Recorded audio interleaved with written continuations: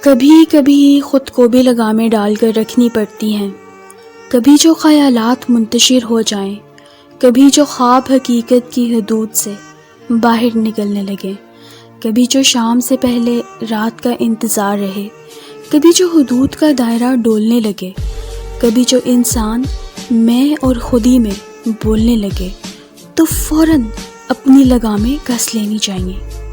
آپ کسی کا انتظار مت کریں کہ کوئی رہنما بن کر آئے اور آپ کو راہ دکھائے، بلکہ تھوڑے کو بہتر جانیں اور جو نظر آ رہا ہے اس سے ہی رہنمائی حاصل کریں۔